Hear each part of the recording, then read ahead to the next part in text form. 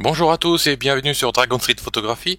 Je suis David Vercruis et aujourd'hui je vais vous présenter rapidement la sortie du Rapid Mask 2 de Tony Kuiper.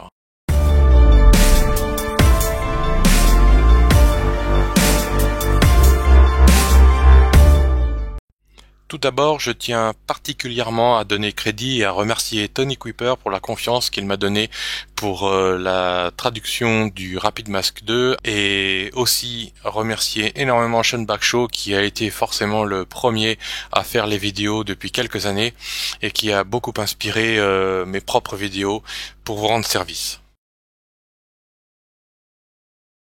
Comme vous pouvez le constater, le Rapid Mask 2 est un tout nouveau design et remplace entièrement le Rapid Mask, l'Intro Mask et le Layer Mask.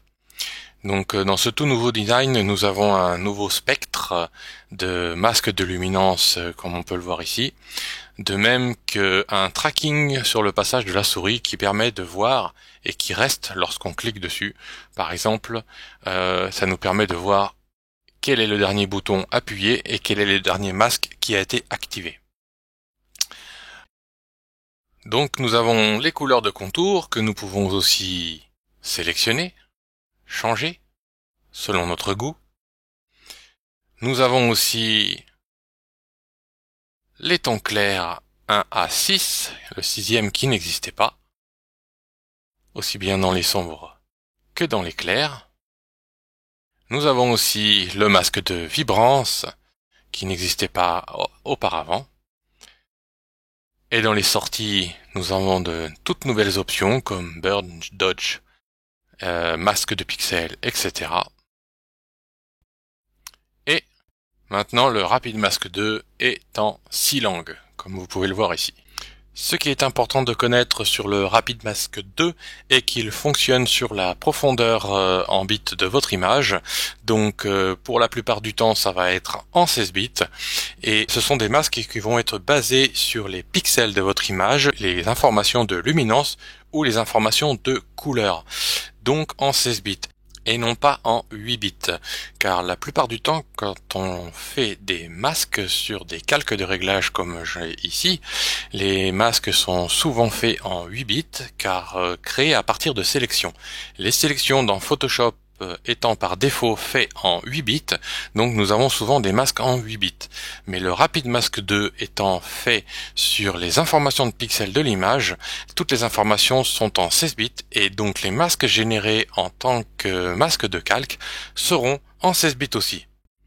Pour les débutants, le Rapid Mask 2 présente comme la version 5 au survol de la souris LED en bas ici où on voit le petit clic pour configurer.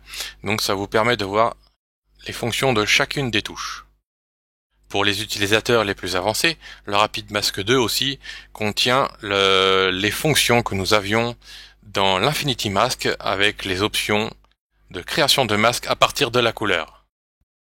Et encore pour les utilisateurs les plus avancés, nous avons toujours le mode masque pour appliquer les masques automatiquement.